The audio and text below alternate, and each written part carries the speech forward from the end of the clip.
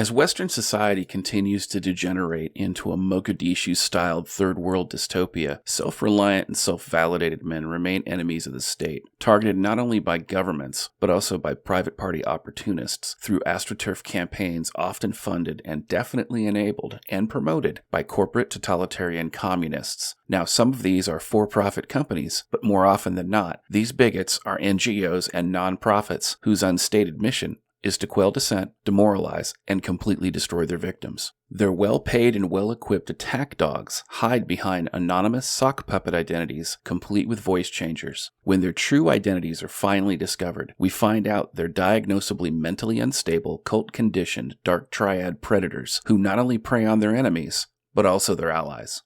Make no mistake, these social justice fanatical flagellants are completely amoral. They will swat, dox, and falsely accuse their enemies of all sorts of crimes and atrocities in their genocidal campaign of full-spectrum destruction.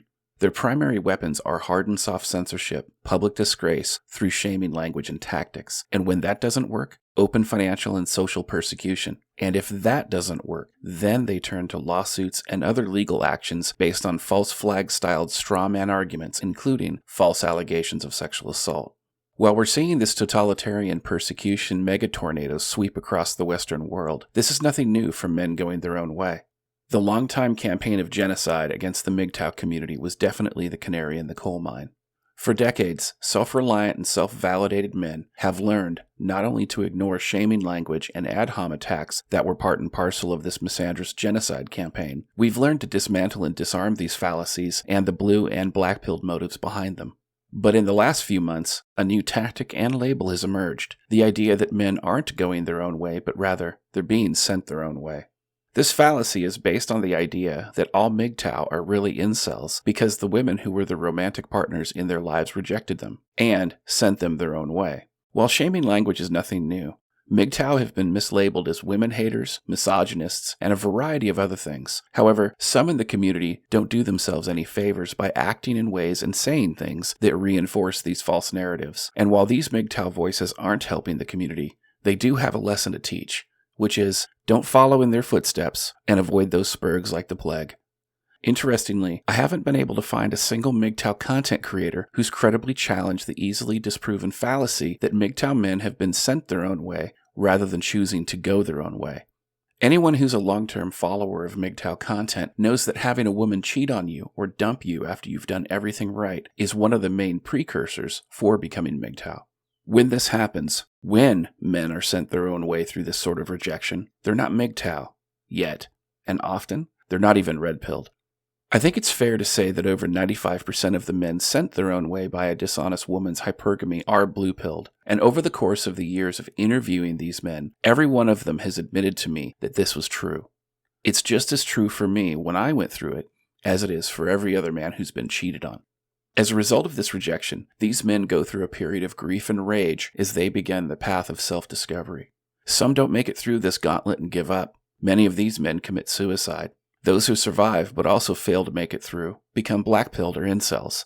Those who do the work of self-discovery and reinvent themselves often become MRAs and PUAs. Later, some of this group of men eventually become MGTOW, but not all.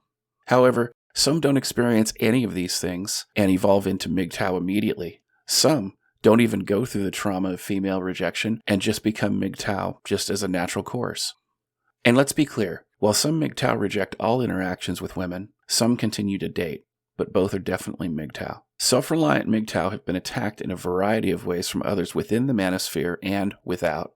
In some cases, these enemies of self-reliant men use espionage to discover information they later use to shame these men individually and MGTOW as a group. They use many sophisticated tactics like employing long-term infiltrators who infiltrate the community using sock puppet accounts to get close to their MGTOW targets, as well as to data mine MGTOW spaces and Discord channels.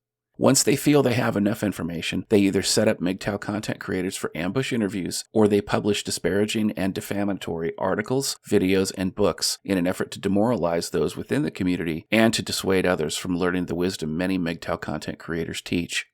The sad part about this is that none of this information is new.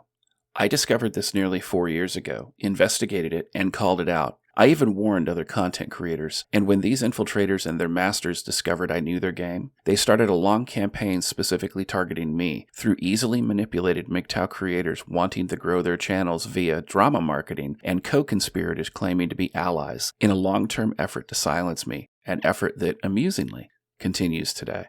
If you think about it, I'm sure you can name a variety of credible, articulate, and effective MGTOW voices who've been similarly targeted. Some of these creators were targeted long before I began creating videos, and some after I took a nearly 2-year hiatus to prepare for the fallout that is the Biden administration.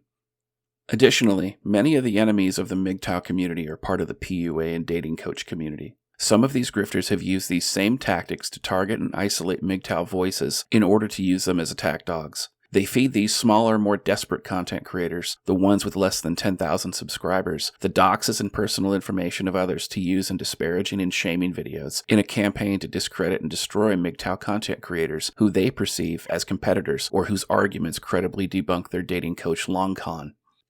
Don't believe me? Ask yourself, why is it that a no-name Manosphere channel that no one's ever heard of, one with often less than 1,000 subscribers, has the personal information or docs of a more important content creator? Just as importantly, how is it that certain Manosphere voices are linking to these no-name sock puppet channels within 4 to 12 hours of making such a doxing video if they were not in on the game? Remember, actions speak louder than words, and always verify the facts before you choose to trust a source, and this is especially true when it comes to doxers. And it's not just the Manosphere voices that are doing this, it's the self-proclaimed social justice warriors who practice this sort of public disgrace tactic. In at least one case, a well-known Manosphere voice was credibly shown to have worked with an SJW to dox men. So what's the takeaway? It's simple. Expect the attacks to continue. Like the American airmen used to say in World War II, if you're taking flak, you know you're over the target. The same is true with red pill truths reiterated by many MGTOW voices across the internet.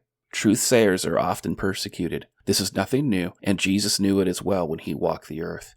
While it's important to ignore the shaming language and the games that go with them, I also suggest that MGTOW content creators be cautious about who they allow in their sub-communities. Because I've seen situations where enemy sock puppets will infiltrate groups and Discord channels, taking months, if not years, ingratiating themselves to the content creator's inner circle, post inappropriate content like child porn, then have their friends report those channels to platform administrators and law enforcement, all in an effort to destroy the community.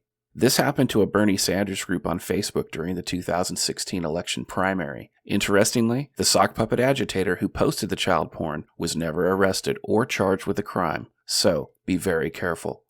I've seen Manosphere voices get swatted with false allegations of child abuse, false reports of attempted suicide, and other things in an effort to get a law enforcement SWAT team to break down their door and kill them. Today, there are verified reports of social justice nonprofits who hate men that are partnered with the FBI specifically to target the Manosphere. That's how desperate these totalitarian fanatics have become. There are no limits to what these enemies of self-reliant men will do to silence any who disprove the many lies told to men on a daily basis. In closing, it's important to remember one thing. Many of those who attack us are often victims themselves. They were targeted, demoralized, and indoctrinated with cult tactics to turn on self-reliant men, often being rewarded for doing so. And while only God can forgive these enemies, men and women, for their sins against self-reliant men and the MGTOW community, the least we can do, as MGTOW ghosts, is end their misery by making the appointment. I'm DDJ, and this discussion of the enemies of man is your dose of misandry today.